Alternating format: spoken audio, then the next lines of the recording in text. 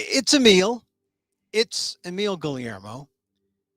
People say, Emil, why do you talk that way? Why do you talk funny like that? No, that this is just me. This is the authentic me, live. Here we are. Welcome to Emil Amok's Takeout. This is show number 169 of the show that we subtitled "What That." What does an Asian American think? What does an Asian American think? I mean, no one knows. No one really knows what they don't ask. They don't survey us. What does an Asian American think? We fill the void. Oh, notice that. I went from singular to plural, just like that. I wonder how he does with his pronouns. But yeah, what does an Asian American think? We're going to talk about it all here. Emil Amok's Takeout. We're here Monday through Friday, 2 p.m. Pacific live. If you've tuned in, you lucky people. We're going to talk about missing AAPI women. Dan Gonzalez, the professor, is going to join us. We're going to talk about Pope Biden. Dan is a Catholic like I am, so we'll talk about the significance of that. If you're AAPI, if you're Filipino, for goodness sakes, going to see the Pope and then slipping him some coin and then having him say, "Hey, go ahead, take the host, take the host. Forget those conservative men who run the Catholic Church in America. What do they know? Those bishops protecting all those pedophiles. I mean, it's true. I mean, you're going to trust them? I mean, that's one of the problems with the church. We're going to talk about the Build Back Cheaper plan. I mean, that's sort of the unofficial name. Build Back Cheap. I mean, why does America have to be number one? Sometimes if you take the lowest bid, you got to be like maybe number 7, I guess. So we'll talk about Build Back Cheap and what it says when the whole thing yesterday, that fiasco of Biden going to see the Congress and trying to like twist some arms, and their mansion and cinema standing there like the Twin Towers of Dissent. I mean, they represent such a they're smaller than Asian Americans. I mean, that should be a lesson. I mean, all the people in West Virginia who support them, not all the entire state, because they don't have 100% of Arizona or West Virginia. But you take all of Asian America, and that probably outnumbers all the people who support them. Just think, if we, as Asian Americans, stood up and said, no, we want to build back better. No, we want the goods. We want the stuff. Don't give me $6 trillion and then cut it down to 1.75 trillion. We want it. And what if we stood, we're not budging? That would be power. Well, that's what Manchin and Sinema are doing. And, Biden went there yesterday. He said, we got a framework. Yeah. Try driving a framework. Try driving a chassis, essentially, down Highway 5 in California. You get wiped off the road. So you knew it was kind of show, right? It was kind of show. This is the showbiz part of showbiz, the dog and pony stuff. And so, Biden's off with the Pope now. That's his Hail Mary. I'm going to have him pray. Everyone's going to pray. I'm going to go back and everything's going to be all right. Let's hope. But we'll look at that plan. Professor Dan and I will talk about that. We'll also talk about how FAHM, FAHM, which sounds kind of Vietnamese, which is kind of cool in that way. It's, kind of shows the interconnectedness. FAHM, Philippine American History Month, not Heritage Month, History Month, coming to an end this week, right? It ends on Halloween. You could say, I am my costume. I know that's kind of really politically incorrect now. People are saying, I'm a culture, not a costume. Look, relax. If you want to carry a bamboo stick and say you're one half of a tinikling dancer group, it's okay for Halloween. If you have to do that. Philippine American History Month ends. We'll talk about that. Cuomo. Oh, my God, Cuomo. It's a misdemeanor he's being charged with, but a stain is a stain. And the former governor of New York, going to be arraigned publicly, and the the person who ran the thing against him, the attorney general, says she's running for governor. So this is why some people don't like politics, right? They don't like politics, and we're going to talk about that with Dan a little later. More Chappelle, he was in New Orleans, and I talked the other day about how he's selling tickets now, right? Chappelle in San Francisco, front row seats, $2,000 each. Oh my God, $2,000 each. That's like I can buy 10 Mike Birbiglia tickets at Berkeley Rep. I mean, you can. I like Mike Birbiglia. I like Dave Chappelle. I've seen the best place to see Dave Chappelle when he comes to the Bay Area, Yoshi's. See him when he shows up at Yoshi's, that's a good show.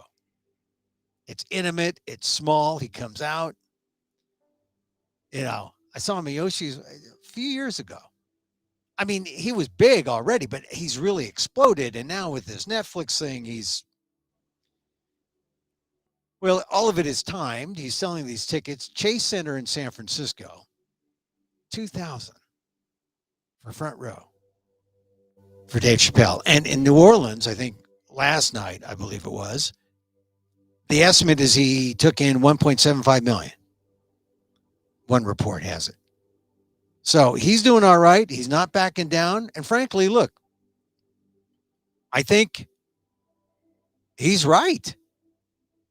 Free speech is free speech. He does it. It's if you're against him, if you have an opposing view, it's your turn to debate. And that's the way of the world. I'm not anti-trans. I got trans family members. I got, or trans friends, relatives. But I think Dave Chappelle is actually helping. You can make a case that he's helping the trans community by putting their issue on the map. Now, of course, there's Caitlyn Jenner supporting Dave Chappelle because Caitlyn Jenner is just, she's all over the media, right? She's not as famous as she thinks she is, but she just, but she is more conservative than you think she is. And this is their issue. She's glommed on to Dave Chappelle. It really is kind of,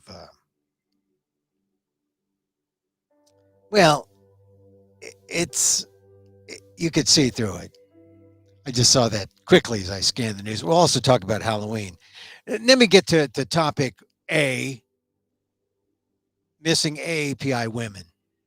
And that's because, quite frankly, the whole Gabby Petito thing, I was kind of sucked into it at first. Oh, wow. Everyone's talking about her. She's, I got into it because I was into Chloe Zhang's Nomadland, people living out of their Ford, stand-up vans and their Mercedes Sprinters. I was kind of, that's a whole cult lifestyle thing or subcult. And so I was kind of, and I also have traveled through Utah where where she and Brian Laundrie were. And I thought, wow, I mean, I know that area a little bit. But the fact is, it was missing white girl syndrome, right? I mean, that missing white girl syndrome, the same thing. Every time you see a missing person in the news, it's generally someone white. And so I want to mention this. I saw this on Twitter. A friend of mine on my Twitter feed talks about Shirley Duong. Last seen Monday, leaving her home in Monterey Park. She's 5'2", roughly 100 to 110 pounds. She's on Twitter. Just look up Shirley Duong, Duong. Mid-length, wavy brown hair, wears glasses with a dark frame. Last seen driving a 2014 yellow Toyota Prius. Shirley Duong. I mean, you look at her and you say, well, I know her. I know her, right? Um, this is from a guy 5 hours ago. LA area folks, please share. My friend Shirley has been missing since Monday. Her car was found Wednesday in the Echo Park area. Please keep an eye out. If you have any information, contact the Monterey Park PD, Monterey Park, 626-573-1311. 626-573-1311. It's sad because, Gabby Petito had all that publicity. People were like all over that story. And the Duong family or friends of Shirley Duong, what do they have? They're on social media. It's like wealthy people who have, life insurance. And when someone dies, well, they've got big policies to take care of, the family, to take care of the death, the post-death proceedings. But I always think it's sad when you hear people say, oh, a GoFundMe site has been set up to help the family. It shouldn't be that way. But that's what happens when people aren't prepared, when people don't have the wherewithal, when people don't get, And so in the case of a missing persons thing, if you don't get the publicity, you don't get the help. So friends of Shirley Duong, Duong, 5'2", 100 pounds. She is 34 years of age. Mid-length, wavy, dark brown hair. Wears glasses. And she's not a girl, 34. She's a woman, right? That's the other thing. Missing white girl syndrome. Gabby Petito was like, 22? So you're white, you're attractive, you're young, boom, you get the time. Shirley Duong, 34. Her friends are looking for her. Contact the Monterey Park PD, 626-573-1311. So I was just looking for things that are happening in Asian America throughout the country. And I know, God, I saw that and I thought, oh, I haven't heard anything about Shirley Duong. And then there was one other thing. I saw this story. And this story is sad because this is the flip side of the Shirley Duong story. If you're in New Jersey, you know that there's been a woman missing, 30-year-old Lauren Cho. She's been missing for months. This is the first time I heard of her. They found her remains in the Southern California desert this week. I saw the news story. San Bernardino County sheriffs on Thursday said the cause and manner of death pending toxicology reports. But it's sad because she's been missing since October 9th. And actually, it says here, according to this report, they recovered her body in the open desert of the Yucca Valley the first part of the month, but they weren't able to identify her specifically until yesterday. Reported missing June 28th when she walked away from the Yucca Valley home where she was staying. So my condolences to the Cho family, who described her as a talented musician, an incredible baker. So they liked her songs and they liked her cakes. An incredible baker, they say. Hilarious, loyal friend, a strangely intuitive gift giver. Meaning she'd give you exactly what you wanted, I guess. And her sister said, and the coolest sister one could hope for. My family extends their thanks. This was on their Facebook page. My family extends their thanks to all those who have waited with us, stood with us, cried with us, and hoped with us these past several months. This is the sad story. When people go missing, you say, where are they? And then usually it's something bad. I hope that isn't the case with Shirley Duong, who I just got the word out today, last seen on the corner of Sutherland and Sunset in Los Angeles.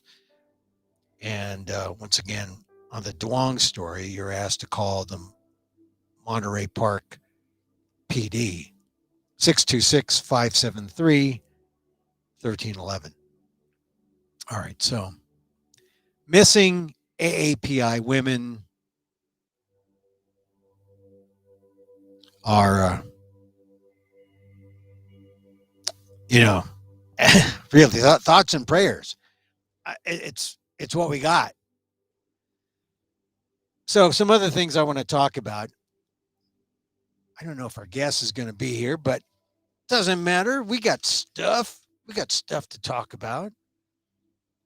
Christina Wong is a friend of mine. She's from LA. And if you don't know Christina Wong, uh, the name that I escaped me, she was a writer performer on Kamau Bell's show. Remember when he had the comedy show that Chris Rock produced before he went to CNN, before Kamau Bell went to CNN? Christina Wong, Sweatshop Overlord is her show.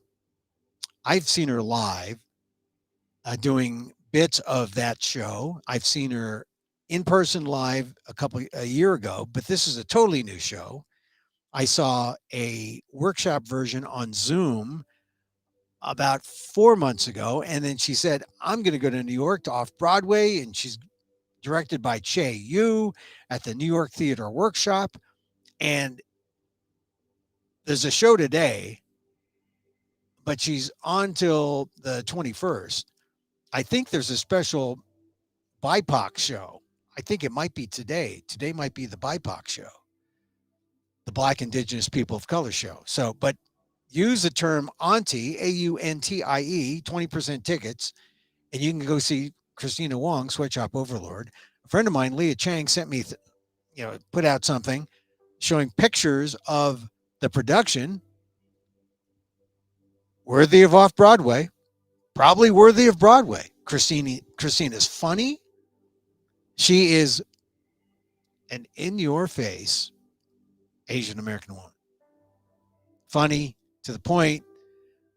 And she talks about how when the pandemic hit, what she did was she formed this squad that made face masks. Hence the sweatshop that made these face masks. Funny show. New York Theater Workshop. Check them out.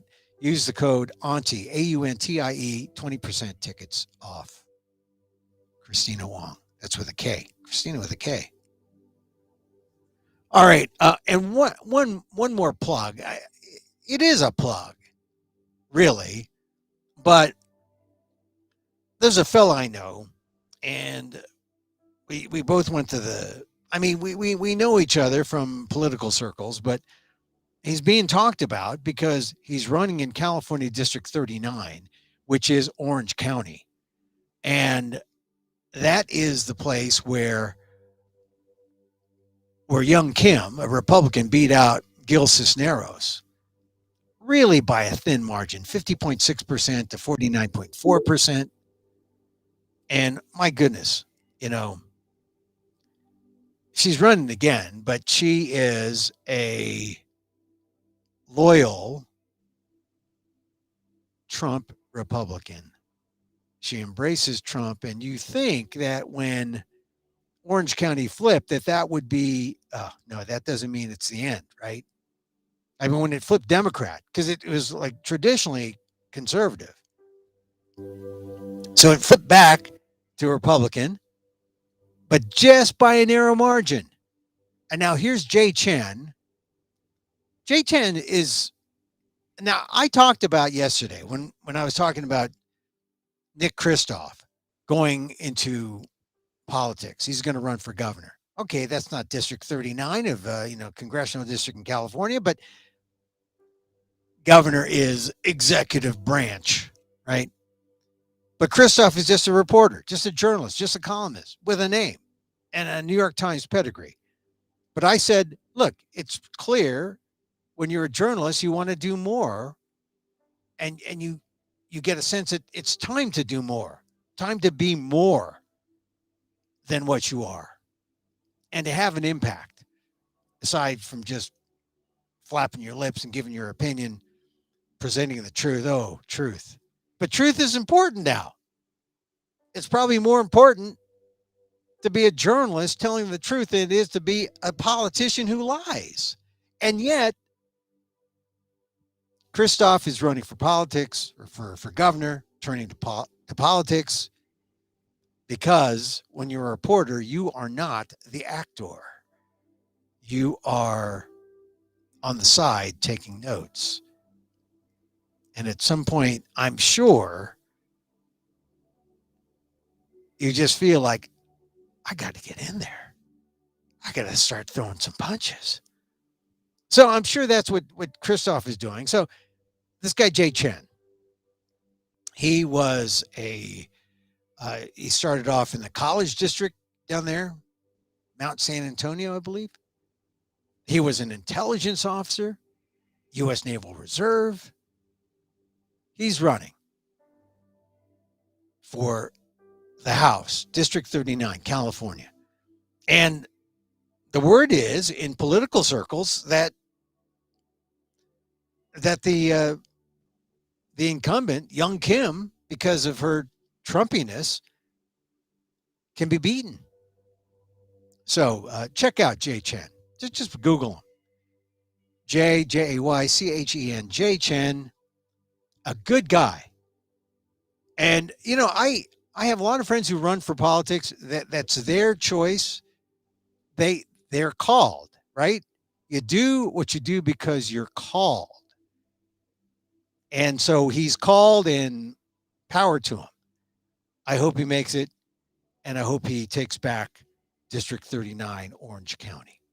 All right. One more thing I want to mention, and and then I'll bring up Dan Gonzalez, and we'll talk about all the other things. Here's a guy, psychologist, the father of flow. Did you see this? I love talking about obits on the show because that's news that just it's done. It's not going to change. Guy's dead. I mean, it would be news if he's alive now. No, he's still dead. But you probably know what I'm talking about. Mihai is his name. Mihai Csikszentmihalyi. Mihai. See, I can't. You spell it out phonetically. I can't say his name. But if I see it, Mihai Csikszentmihalyi. Okay. All right. That's what I get for all the people butchering my name, Emil Guillermo. I heard my wife was on the radio and some guy in Boston was calling it Kathy Guillermo. So I'm sorry, Mihai. I got the first one right. Anyway, New York Times obit. Mihai Csikszentmihalyi was a psychologist who wrote the book Flow. Remember? Flow. Not FLO, short for Florence. I guess that would be like the progressive gal. No, Flow, FLOW. A term he coined and later popularized. He died on October 20th. He was 87. So I guess he ran out of flow. But Mihai, I mean, that book is a classic. And it says that when you are in flow, you are in the zone, you are in that place. I think sometimes, he articulated what it was that was happening. He says, according to Clay Risen's obit, Flow brought to a general readership the idea that he and other psychologists had been developing for decades.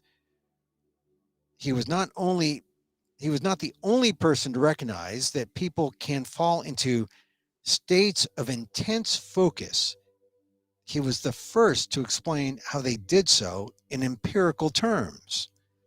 Flow, he argued, was a state of mind, a level of concentration in which outside stimuli, even time itself, seem to fall away. When you're in flow, right? When you're in the zone. Sometimes, like when I do this show, you're just in the flow. But he said flow can't be forced. right? Because flow is flow. If you're forcing flow, you might as well it's like can't force flow. Flow is flow. Anyway, Mihai Csikszentmihalyi, 87, father of flow. I know exactly where that book is in my library. I know exactly where it is on my Kindle. So when I saw that he died, I said, "Wow, flow. The guy who did flow, the guy who created the zone, and everyone just glommed onto that idea, like NFL coaches and athletes. And the idea really is just that your sense of concentration is so intense that you are there. I have another person I follow who calls it the global unfixated state, where you are just in the moment, which is a kind of meditative state. Anyway, one more chance to say his name. Mihai Csikszentmihalyi. May he rest in peace with all his syllables. I read his book at least. Flow. All right, now we're going to bring in our guest, Daniel Phil Gonzalez. Hi, Dan. Good afternoon, sir. Nice to Hey, see you. Nice to see you. Dan. Thanks Yeah. for having me. Oh, yeah. It's good to see you all the time. Daniel Phil, as I like to call him, is the professor, one of the group of people in 1968 who formed the first College of Ethnic Studies, the Asian American Studies, Filipino American Studies at San Francisco State University out of the Great Strike in 1968. So, Dan, uh, thank you for joining us. Lots of things to talk about. First of all, one of the things you're Filipino, I'm Filipino. We've known each other a long time. We're also both Catholics. You went to a Jesuit school. Joe You went Biden. to, you went to the opposite Jewish school. I went to, it wasn't a Jewish, there was a lot, there were a lot of everyone there, Asians and Jews and everyone, very diverse school. But you went to a Jesuit school. There was Pope Biden or Biden with the Pope. Oh gosh. What is your feeling about old Pope Biden? I mean, I said yesterday that must have been his Hail Mary when he didn't when he didn't get what he wanted out of Congress. But I now was he's listening. I was listening to that. I thought yeah. that was a little on the line. That's not bad, Oh, but wait, well, look, all right, look, we're both Catholic. If yeah, you went to see the I'm a, Pope, I'm a bad Catholic. I'm a all Kennedy right, so Catholic. we're like, I'm not quite as horny as Jack was, but no, but we're on the spectrum. there was That's a time. we're on the spectrum Okay.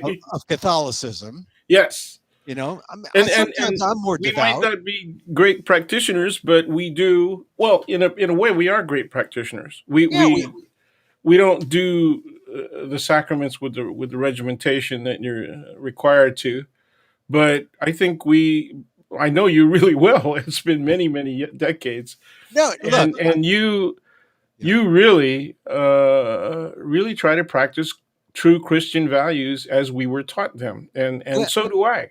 So do yeah. I. You Except for the don't have language. Every time, I'm a little vulgar at times, but vulgar, yeah, sometimes. vulgar. Yeah. Well, the thing is, we have the values, right? That's sort of what Absolutely. that's what Nancy Pelosi said about the framework. Well, it's not all there, but the values are there. The things that we want aren't there, but we have the values. All I right, call but her the anyway, mage of Congress. Yeah. well, tell me all right, so if you went to see the Pope, what would you ask for? And because so Biden goes to see the Pope, and the big issue is the conservative bishops here in the United States want to take away his rights to communion because Right. they because of his abortion stand. But I mean, I guess that would be it's essentially you go see the Pope. It's like going to confession, right? Well, there's this matter of church and state. Mhm. And as long it would be interesting to see, let's look into the future a little bit. It would be interesting to see if the Supreme Court throttles back, right, the abortion case even further, or like many people fear, right, uh, people who are pro-abortion or pro-choice, that they might totally eliminate Roe. right? Yeah. And so there are certainly enough justices who we know are probably, very probably, highly, with great probability, anti-abortion, for Yeah. them to make such a decision. And it would not only be interesting to see what their rationale was, because with regard to the Texas case, there was no rationale. There's absolutely All right, no but judicial rationale. yeah, It's just, but nah, we don't want to decide that. That was the rationale, you know. Dan, that really is an aside. You're the president. You're going to see the Pope. There's no separation of church and state. He's a Catholic president. He's going to see the Pope. Wouldn't you want to say, "Hey, Pope, how about a few Hail Marys for me? Give me a few." That you're not. Yeah, He, but the for Pope what? has nothing What to Hail do Marys with for what though? You for know? life. For life, just let good Yeah. things happen. Bring me miracles, Pope. El Papa, bring me miracles. The way that Democrats are acting right now, definitely going to need some miracles, you know. They So, need to. But I look. If you but went to this is see the all predictable Democratic behavior, you yeah, know. all right, but Dan, really, seriously, if you went to see the Pope and you're Catholic, I'm Catholic, what would you say? Wouldn't you say, "Come on, Pope, throw me some bone, throw me a No, bone"? I think he probably did. I mean, you know, he's going to Yeah, ask. He's going to ask to get blessed, of course. I mean, he's very devout. yeah. He is Look, not a Kennedy Catholic. He's very very devout. yeah, Uh, he did ask him to bless. I think bless a rosary, yeah, and yeah. I hope his exchange of presents was better than Johnson's. You know. well, well, I look, look, they kind of know each, or they've met each other Yeah, before, before that's true. and also, the Pope said you can go ahead and according to Biden, he said you can go ahead and have communion. Now, I didn't get advice from a pope, but I got advice about something that wasn't exactly cool with the church, and my my parish vicar, the late Father Declan, of the Oakland diocese, he said, "You go ahead. You want communion? You get that communion." And he And blessed and me. and you asked in regard to your position on pro-choice or something like that. Well, in regards to something that I may have done that wasn't exactly church kosher, right? And he just said, "Look, You're I'm, mixing your religious yeah, I mean, because I'm scale not of values. Okay, that's cool. It's well. fine. It wasn't exactly pure Catholic, but it Yeah. was trying to be, uh, more modern Catholic. But also, can I be devout? And can my wife and I be devout and go up to the altar and instead of like putting our hands out and just get a blessing, Blessing, yeah. take the communion. And yes, he said yes, go do it. And that's what the Pope's uh Supposedly said to Mr. to Biden. Biden. Yeah. And Yeah, well, I believe that, yeah, and I am going to say there is such a thing as church and state. Where, you know, there are people who don't want to observe that, but the reality is that that Biden can say, "I believe that personally, personally, I am against abortion, yeah. but legally, I have to obey the law," and Well, that's what Kennedy said. yes, You know, I don't think church and states is at issue here really. What really is at issue is no, it's an that issue with regard to the people who are attacking, who the oh Catholics yeah. who are attacking Biden. I thought that that was part of the mix in this discussion. Oh well, yeah, but I'm really just asking if if you had to ask the Pope for something, what would you ask for? You know, I would want to ask him for, you know, like, "Hey, I got this big election coming up on Tuesday, buddy. You know, take Give me me some home, help. Give us some help. baby." You know. You Okay, know, yeah. McAuliffe is not a devil worshiper. It's the no, other but guy. It's yeah, it's Youngkin. What can we do? What can we do about the devil in Mister Youngkin? That would be legit. I think well, that would be legit. it You know, is. the guy lied 22,000 times, and he hasn't said one Confiteor Deo, much less. Yeah, yeah. Listen, I just was I got a kick out of Biden meeting the Pope and having things blessed. He did everything I would have done as a good Catholic. You know, I'd have things blessed. I'd have him say, "Hey, put in a good word with the man." Hey, Yeah, you of know? course. And Yeah, so, I, the and man, you just gendered God, and that's kind of out now. oh, I did gender him, huh? Yeah. Uh, well, Well, yeah. I'm just talking about the latest We picture I keep saw. saying in the name of the Father, so I know I don't mean to yeah. misgender No, it's God just our tradition to or to gender God. gender God or Jesus, who yesterday a friend said, "Oh, who is Jesus?" He said, "Oh, Jesus was a well-known Jewish advocate." Yeah, it's true. Who became extremely popular after he was put to death. Yeah.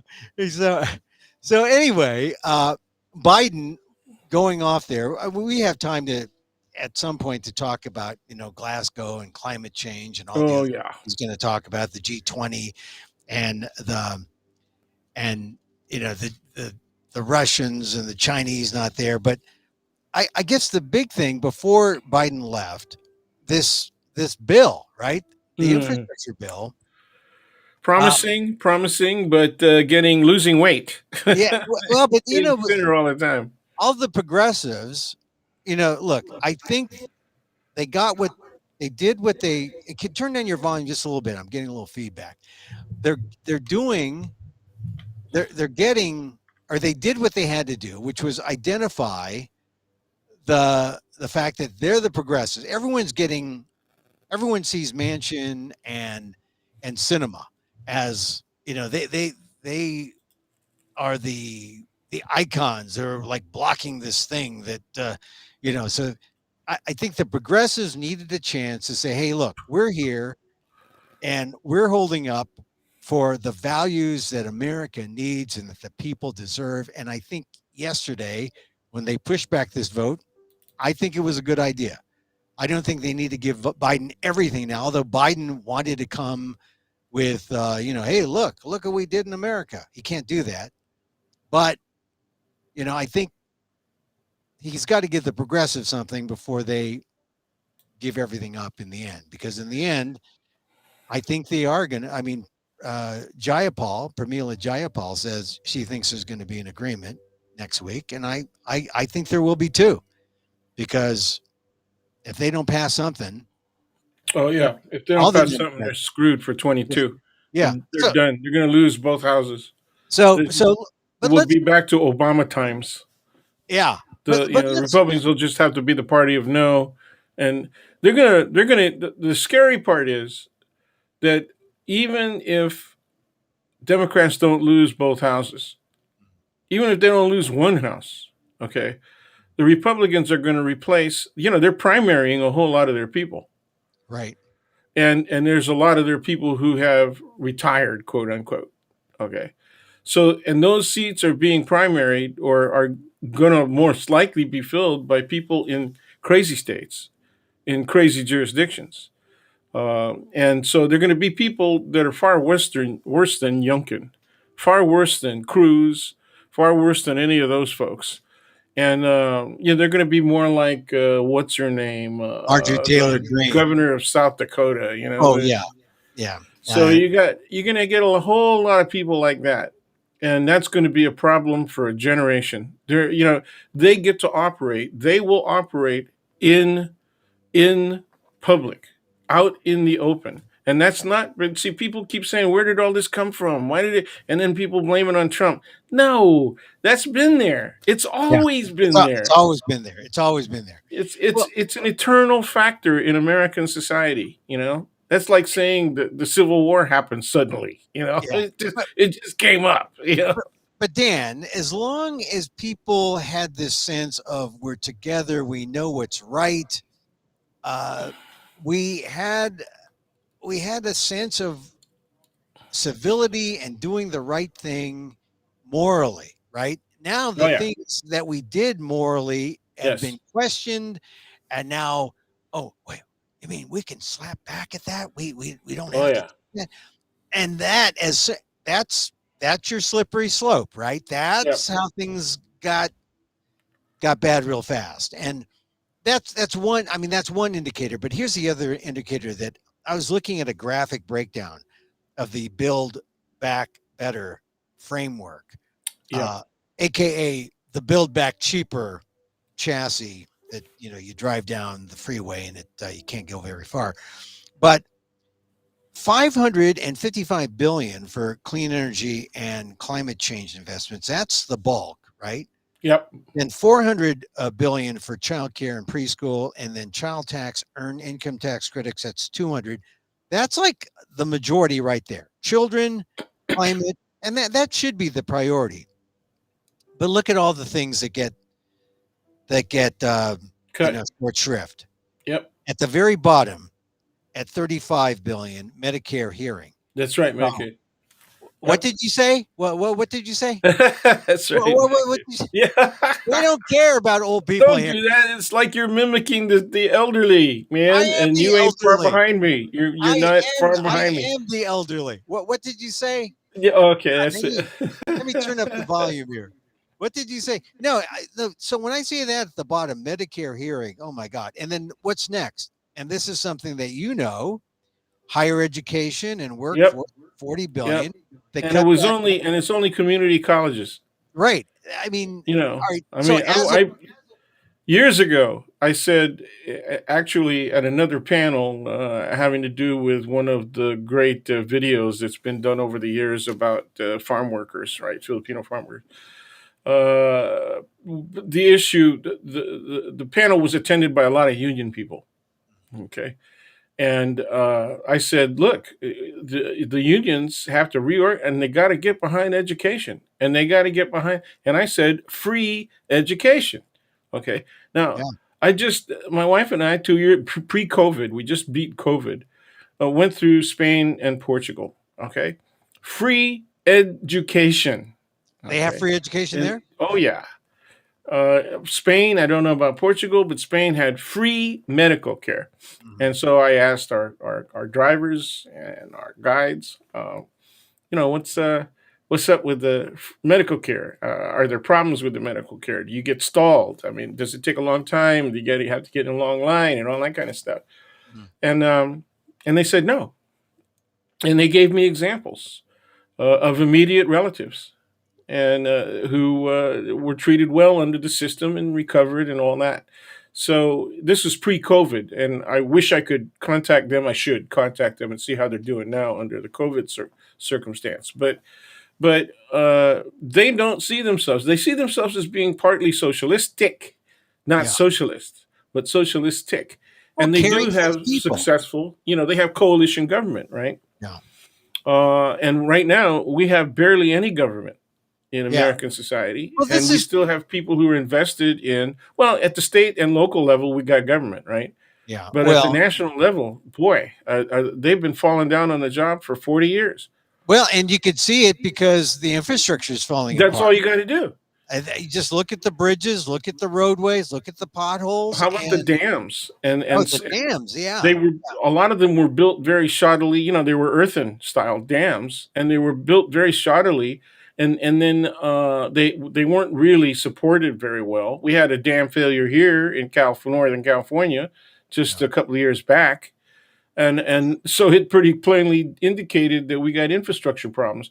Since then, there have been whole suburbs built below the dams. Yeah. See, That's true down in Santa Clara County, yeah. right? See, There's all kinds of suburban sprawl that has gone on right below a small dam, so right? look, the point is our priorities have just, when you look at the it's 1.85 trillion. It Yep, should yep. be 6 trillion, but it's now 1.85 trillion. You look at the priorities, you see who's taking it on the chin. And the only thing you can say is maybe a little bit at a time. You're not going to Yes, get it all I now. agree. You're not going I to get think it's that's like, the mistake that the progressives made, and I was really surprised that Nancy went for we're going to do them both at the same time. I thought that was grossly incredible. hey, look, As soon as they announced it, I said, "No, hey, that's look, who is thinking that? hey, look, Who's thinking that's going to happen?" I think Even her, if they came in at 1.5, they're saying they're going to even it out maybe about 1.75, right? But even if they came in at 2 instead of 3.5, or when people say 6, they're talking about a combination of the infrastructure bill and the other, so and the 3.5. Even if they came in at 2, they would still face the same problems that they're facing right now. Well, They would be yeah, exactly the same. The arguments are the same. The they, behavior of the other party are the same. Dan, the only thing that they could do really to get past this, it's a chasm, right? I mean, it's not gridlock. It's a cat, but you got to get closer and you have to say, we'll take a little at a time. We'll take a little, but you're not going to be able to get it all if you don't get elected. And Yeah. so, Gee, great point. well, Great point, Emil. I think people are, I think people lose that idea because they think, oh, we're just going to be principled. Okay, you can be principled all the way to the Yeah. line You're because that, quoting my Twitter account from yeah. last Well, year. oh yeah, because that's going to happen because like I just looked to see all the politicians who are saying, look, once you're in politics, you realize, oh, this political game, it's BS. I'd rather be a commentator on CNN, Fox, and MSNBC. I'd rather be pushing the public opinion and not pushing public policy. So, that's why when I talked about Nick Kristof yesterday, I said, why would he leave the Times?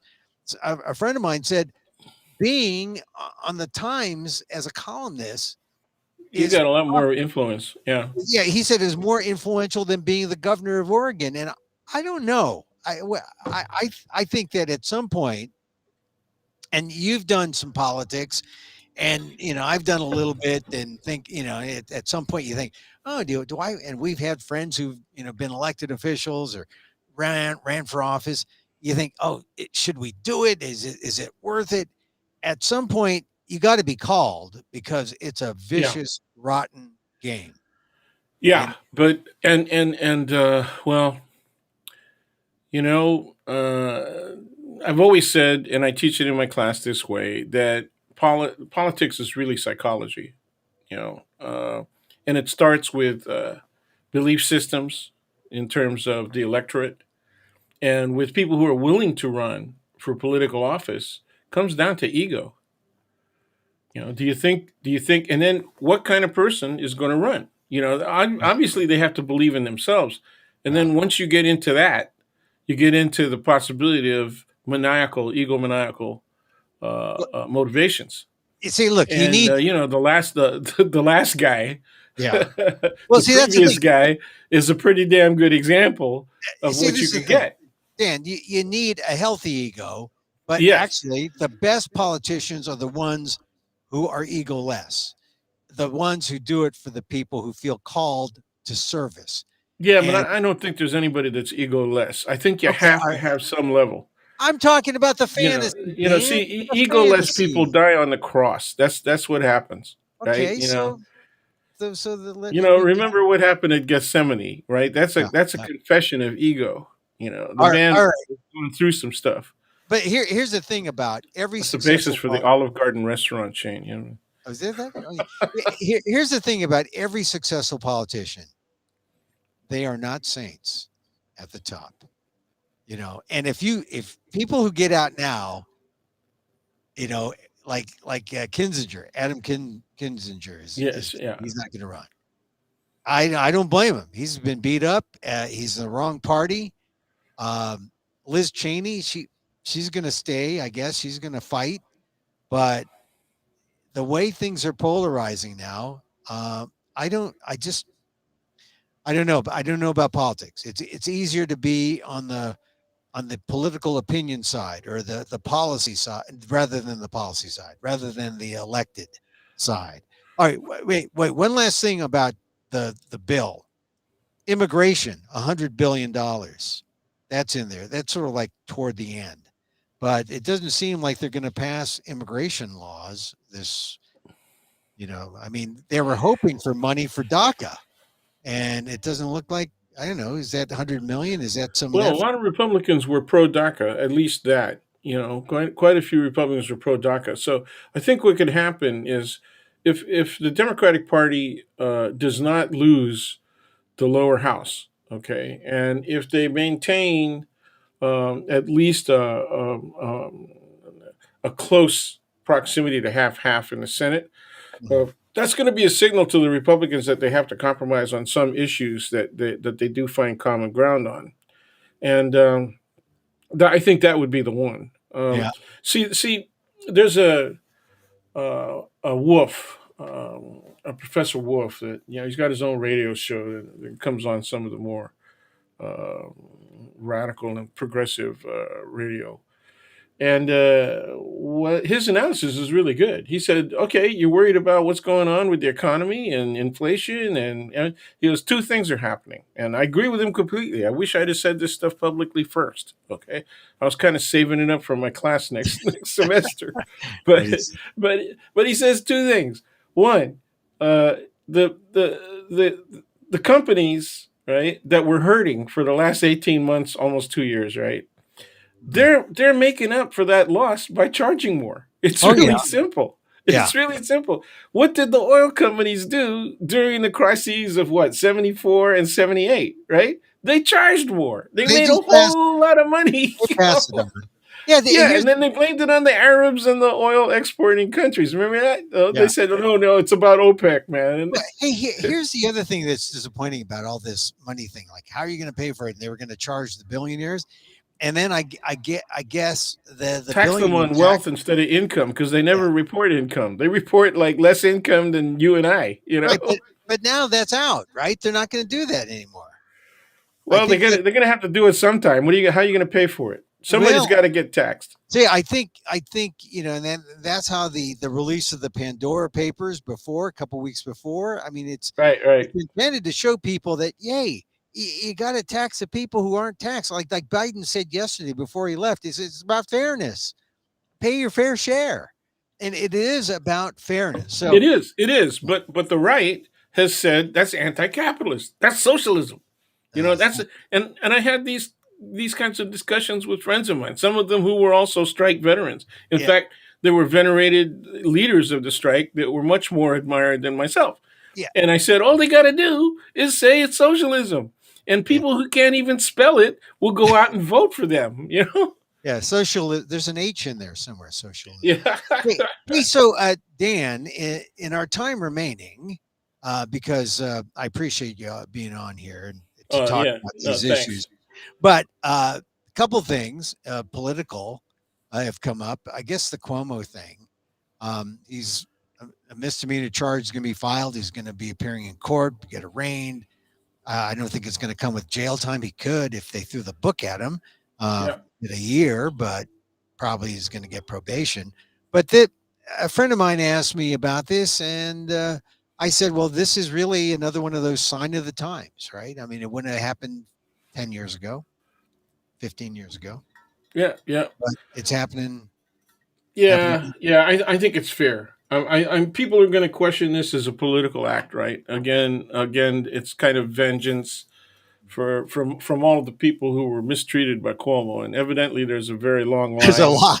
There's a lot. Yeah, there's a very long line, and when they tell their stories, it's quite believable. Yeah, As you've seen his brother go off yeah, live, right, yeah. on Well, CNN, yeah, and it's like, whoa, I kind of like, I if kind his of like brother's got Chris. that kind of temper, right? Yeah, I kind of like Chris more than Andrew, but and I like the father. I like the father. I like Mario He a was lot. great. He was very, very good. But the sons, well, okay, all right. That happens.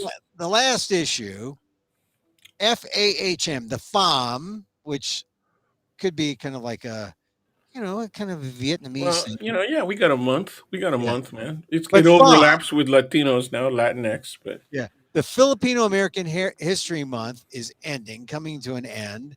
And what are some final thoughts do you have about Filipino American Heritage Month? Because we talked about 1587 this month, when the Filipinos arrived, October 18th.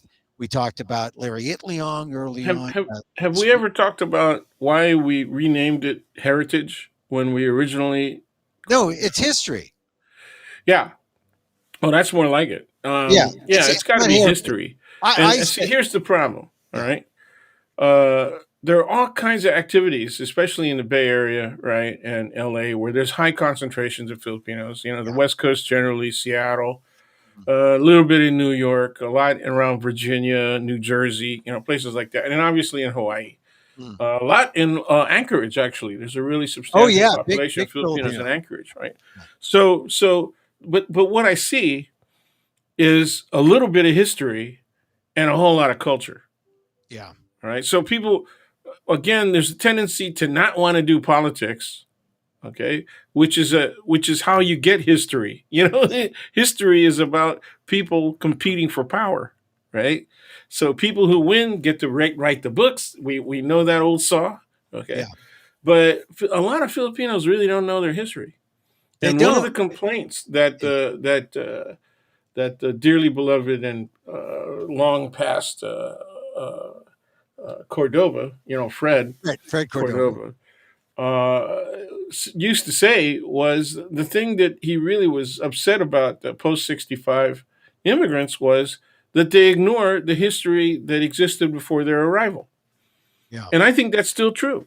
It is true. You And know, one of the things is I think they've created that now that you have dual citizenship, they've created even a larger chasm between Filipinos born here and those who are immigrants. And I think that as more of the Filipino immigrants come in and as they have kids, we start to have more of those American born, but it takes several generations before you get a sense of full-fledged American born. And because that's just my feeling, because I remember talking, like we both are sons of Filipino immigrants who came in the 20s. right? I talked to and we're younger because our And, fathers and and the so-called pioneer generation. I mean, right. let's make it clear, right? Yeah, We're and in the pioneer generation, but there are some people who actually came and were born in that, pre World War II. yeah. I mean, because some of us who, because of the social situation, there were more Filipino males and brides. We weren't born until after World War II, but some were born before, Yep. and they are a special breed of Filipino American born here. And Right. one of the things that made me understand our plight more is that when they told me, we were born here, but people treated us like our fathers. They Right. treated us like we were immigrants too. I mean, imagine that, and a lot of these people are from, the valley. Yep. They Yeah. aren't from the urban areas necessarily, because most of those early Filipinos went straight to the valley. So to ag areas. And so it's one of those things where we're evolving, and as of course as more immigrants come in from the Philippines, we're always constantly redefining what is a Filipino American. I think Yes, I that's one agree. of our problems, I think, you know. Yeah. Well, what's changed is that a lot of the Filipino American 1.5s, right, the people who were brought here at a younger age, their attitude and aptitudes are a lot more like second generation, like ours. Right. And Uh, a lot of us intermarry with first generation immigrants. yeah. That happens within those families have very interesting combinations of cultural and familial and then individual identity. And so these are all issues involving identity. When you say how do you define what's a Filipino, right? It comes down to identity, and then we have an internal battle. There's actually a political battle within our own communities on what are the true characteristics of Filipino. Then there's also class, right? Oh, And yeah. class identification, as well as class attitude. Right. And the upper class has a lot of influence on. They support people. They have the money to be just like the rest of American society and politics. They have the money to be able to support candidates. I don't know if Mr. Bonta would have been as as progressive as he is, he and his wife Mia both. Mhm. I don't know, and he comes from a very progressive family that's affiliated with the UFW and all that. Right.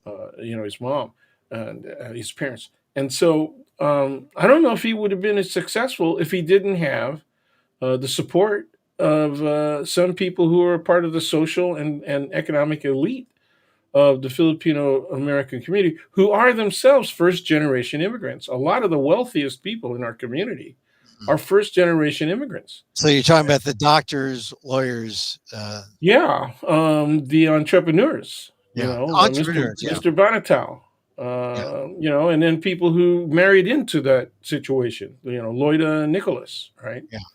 So they're very helpful, but at the same time, I wonder about the level of commitment from on the street and in their homes, Filipinos of the working and middle classes, because that's where the concentrate, that's where the scope of our community is in those classes, right? Oh yeah. Yeah. I mean, And the so regular how people. engaged are they, right? Yeah, the regular folks, and yeah, how engaged and how much do they uh, see Filipino American History Month and say, "Oh, good, let's go get some lumpia," or yeah, let's go get a halo halo, or let's go Right.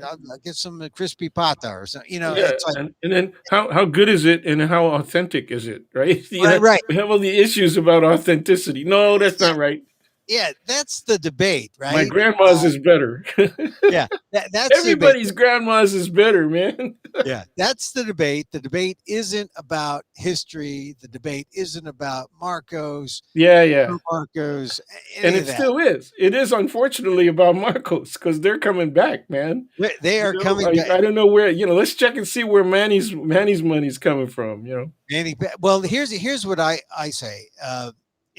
It's still it's a shame that it's still the politics there driving the politics, our community politics here, Yeah, because and I think it's because there is no feeling that we're involved in our U.S. politics to the degree we can. But boy, can we have an impact as dual citizens, not myself, but there are dual citizens here, U.S. and the Philippines, who can have impact there. So, well, I, it's happened, yeah, but it only happened once that I know of, and that was when Marcos was forced out yeah, because a yeah. lot of the politics was being decided outside of the Philippines. In So, Daly City or Uh, in, actually, yeah, in Daly City and yeah, in the Bay Area generally, but Daly City and San Francisco played a major role. yeah, Where was the Nino Aquino movement founded? right. I mean, Nino, Right here in San Francisco. right. So yeah, I think it was Les, our great former journalist. I guess she's still a journalist, but she's working. Leslie Guevara. Oh, yeah, yeah, yeah, She wrote an article when she was still working at the Chronicle. yeah. I still have an issue with the, what's his name, Mister Sharon Stone. Oh, Bronson, yeah. Yeah, Phil Bronson. I still have an issue over how some of the Filipinos were let go from the Chronicle Well, I back. don't know if it was all his fault, but Oh yeah, but it was. Look, it's been a strange evolution for all of media from say the last really the last 20 25 years, and so anyway, look, I think that in terms of Filipino American History Month, it's over this week, but people shouldn't forget it. Every day should be Filipino American History Month because every day there's something that should inform you about where we are, who you are, and where we fit in as Asian Americans. I think sure. it's important still. Or do Um, we fit in as Asian Americans? or do we? I mean, I think people need to see. I think it's helpful to have a month, so it's all happening now in October, but we shouldn't forget. These stories because some of these things happened outside of October. Itliong's birthday happened in October in Yeah, and 1580. we got statewide recognition for it, and Yeah, it at least made the state news broadcasts, the daily news broadcasts. So right. that's definitely an improvement. Yeah, But and then the question that arises is, why is it Leong seen as heroic? Why is his life and what he did uh, so important to the not just the simple chronology of Filipino American history, but the actual development, right, of Filipino American presence and yeah, power. I, Does it? How does it empower? How did his activities empower our community? well, don't you think, Dan? It has to do with he came here in the 20s, and by going and being a migrant worker, he got to know the valley, went all the way up to Alaska for the salmon canneries too. Is following that migratory path of workers. Formed the Agricultural Workers Organizing Committee, AFL-CIO. I mean, that's his role is really clearly the merger of Filipino workers who just wanted a buck 40 an hour with, you know, the labor issue and the civil rights issue coming together in 1965. I mean, that's really Don's thesis. Don Mabalan, Professor Don Mabalan, who wrote Little Manila's in the Heart. I mean, where was the labor rights issue vis-a-vis the civil rights issue? Right, Until 65, nowhere. right. The grape strike kind of merged it. And then, Chavez stepped in after Itliong started it. Now that really is, in my mind, Larry Itliong's the reason why he's important. He was first. He didn't last. I mean, he made his impact, and then he had his disagreements, and he was principled. As I write in my Asian American Legal Defense and Education Fund column, he was a principled man. He left, Yep, yep. Left and and so stepped we forward. honor him. I just think, but you raise a question. Why is that important? Well, it's important. He was first. He was there. I mean, and what were Filipino Americans doing back then? Well, I don't mean to question his importance. I mean to question whether or not people understand his importance. Do they just Uh, recognize the name now, or do they see the battle that he fought with limited success, right? But success nonetheless. I, And it was a class battle. It was a battle for not only recognition of the value of people's labor, right? It was about the classification of labor as well, yeah, right? You you're remember right. when we were kids, Yeah, farm work was seen as, quote, unskilled labor, unquote, right? And I remember reading the social sciences newsletter that used to go out to all of the schools in grade schools, and it called farm labor unskilled labor. And I was raised part of my life, my childhood, on Golden Gate Nursery, which we called the farm because it had farm work on it, right? And uh, there was all kind of skill. I mean, the main resident crew at that nursery, which was really large, and parts of it still exists now. I mean, some of it has been converted to cemetery, but some of that nursery land still exists now, right? It's on the east side of Hillside Boulevard, if anybody's familiar with that area, right? It's the backside of the cemeteries. Anyway, I saw all kinds of skill. I learned how to tie knots, from those old timers. I learned how to ride a horse there. Okay, yeah, I sat on the back of a plow horse as a kid, right? And saw these guys, and there were only about three or maybe four Filipino crew members, and they were running everything, yeah, irrigation. They set up an old airplane engine and put a prop on it so that they could aerate the fields and dry them out if there was too much rain. Right? They set up heaters yeah, in addition to maintaining the animals, because there were places that a horse could do a better job than the tractors, and they had two kinds of tractors: tread yeah. tractors and wheel tractors. Right? These No, guys knew how to do all of that. No right? doubt, it was skilled, and see, you just laid out a history that includes the ag work in California, which is so vital in those days.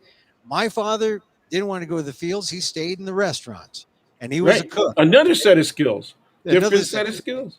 So, I mean, but that was what Filipinos were allowed to do. And now, look, at least here, people can see here's a professor, you're a professor, College of Ethnic Studies, San Francisco State, me, journalist, reporter, writer, whatever. Uh, we have gotten out of the fields. And that Yeah, was one of the things that they wanted to happen for subsequent generations. that's right. So, And they I mean, succeeded. And then subsequent generations just go to the supermarket. yeah. Let's Well, get a Costco. this is one of the things that comes out of, when you see the history and the evolution of the history. You say, oh, well, yeah, they accomplished something for their families. They accomplished something for the paths for Filipinos, and yet there are still Filipinos out in the fields. Yes, Still, yes. still There Filipinos. there are current immigrants. That's right. Yeah, There are first generation immigrants that, but they have it a little bit better if they are part of the unions because yeah, there's not only the UFW, right?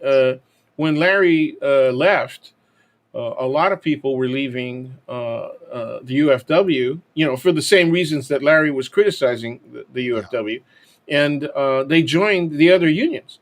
yeah. They affiliated with AFL-CIO groups. They affiliated with the Teamsters, right? Yeah, that's interesting. I mean, I wanted to have a conversation with your colleague Alex Fabros because he was telling me some of the issues with the Filipinos in the fields when the UFW took over because they Right, had the union halls, and they exercised a bias toward the Mexican American workers much more than the Filipinos, unlike right, the labor contractors who tended to favor the Filipino workers. And so there right. was, and the labor contractors were different from the union folks. And so there was a lot of, there's that story that still Oh yeah, has to be told. yep. And hopefully we'll get Alex in here too. He wanted to There talk there about. are I always wondered what the attitude was of the pickers, the women, mostly women who were picking at the nursery. Um, it would seem to me that some of them would be anti-union. Yeah. I mean, they're great people. These Yeah. people are some of the most wonderful people I've ever known in my entire life. They're generous. They exhibit all of those values that Filipinos like to quote as these are our values, these are our principles. They actually practice those, okay, on a Yeah. daily basis, and that's what I grew up around. And so I was really surprised when some of the more urbanized Filipinos started coming after 65, and I said, I don't know. There seems to be a clash of values here, man. I'm not getting this, right? Values and class. Well, look, that is, you mentioned that earlier. That is sort of, the thing that Filipinos now, modern day Filipinos, struggle with. And that's what those are issues that we discuss and argue the other 11 months of the year when it's not. Yeah, well, you just reminded me I need to give Alex a call, see how he's Yeah, doing. yeah. And look, we're going to talk to Alex again. Hey, listen, Dan, thank you very much. Last question to you. Halloween, do you dress up, or is that your get up? Or is that We rough? usually do, but I don't want to encourage people to come to our door this time. I'm going to do like we did last year, the COVID Ah, year, yeah, because there's still too many people that ain't practicing. yeah. Even in San Francisco. San Hey, Francisco, we're at about 80% now, but yeah, that 20% is means 1 out of 5, and they just now released the FDA just okayed the shot, right, and it's not for even been distributed yet for 5 5 to 11. to 12, yeah, 5 to 11, Yeah. yeah. So I'm not going to do that this year. Okay. Virtual candies to everyone. I will. We will dress up, at home, Well, and considering the we alternative, do some of that anyway I for hope you dress up.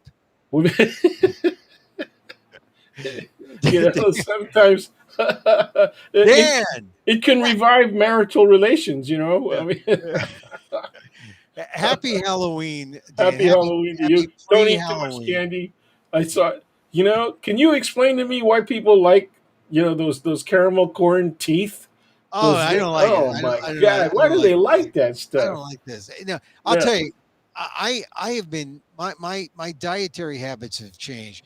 They've become more Filipino the last couple of weeks. I've been eating ampalaya, which is bitter weeks. melon. Ampalaya, bitter melon, very Bitter good for melon. you. Very good. That's Lowers your what I blood hear. pressure. That's what I hear.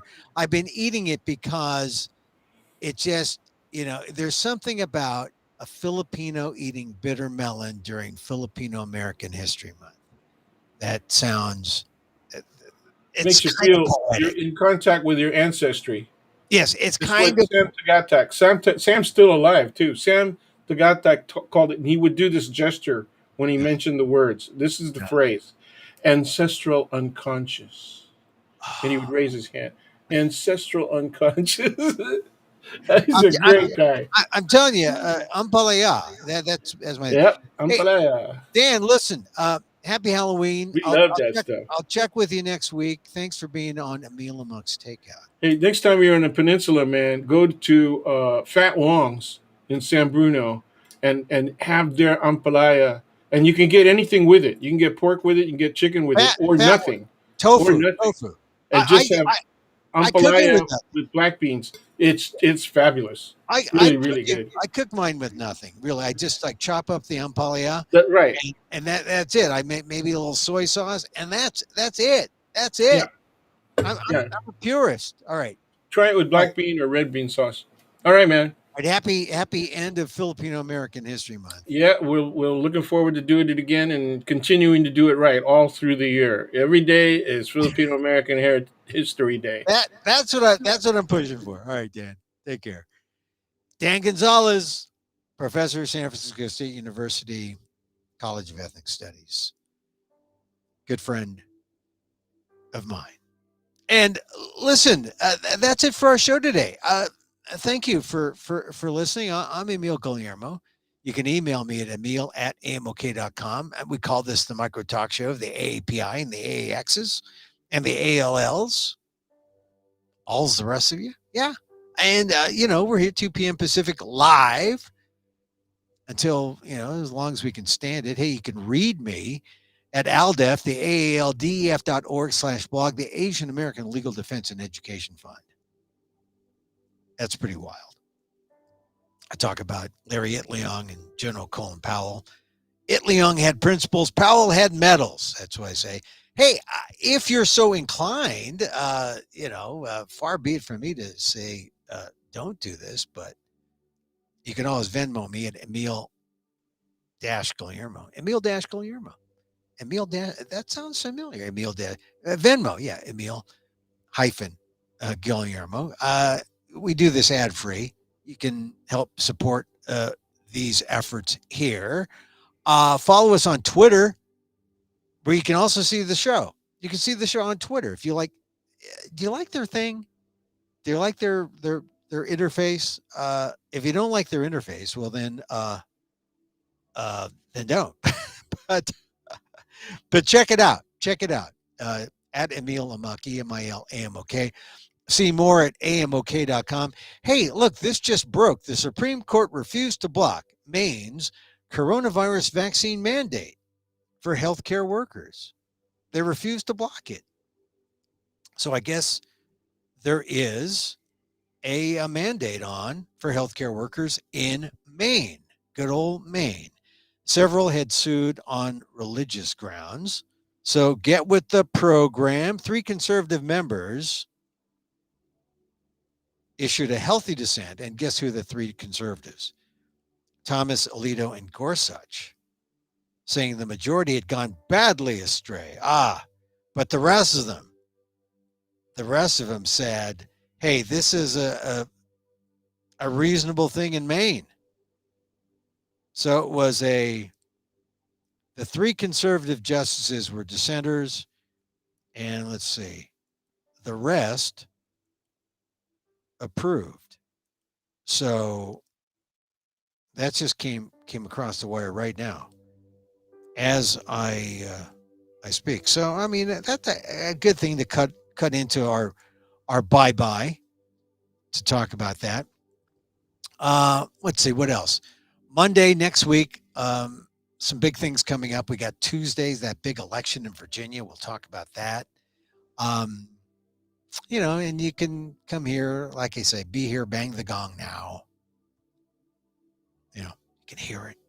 Sort of like, bang it, hear it reverberate. EmilGuillermo.media is the Facebook page where you can watch replays of this, as well as watch replays on AMOK.com.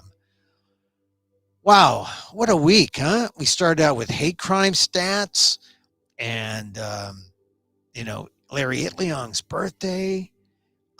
We move on. The World Series continues in Atlanta. And that World Series chop thing, oh my God. I just, why did they get rid of it? We'll talk more about that on Monday. Maybe the series will be over by then. Well, I don't know. Maybe it extends. Sports, a lot of sports coming up. The Warriors lost last night. That really broke my heart.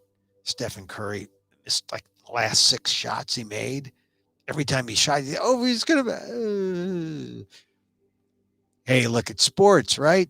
Don't get so hung up about it. Emil, loosen up. Go with the flow. What would Mihai say? Mihai Shikzimin he'd say, go with the flow, man. Flow. Mihai. Shikzin Mihai.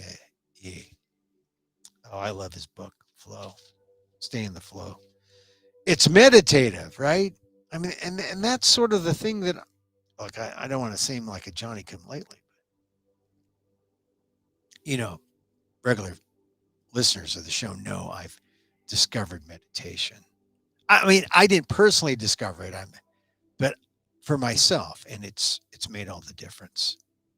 It's made all the difference in terms of especially self-love, applying self-love. Whenever you feel bad, apply that self-love, that loving kindness. See, I said it. Facebook shouldn't be meta, M-E-T-A. It should be meta, M-E-T-T-A.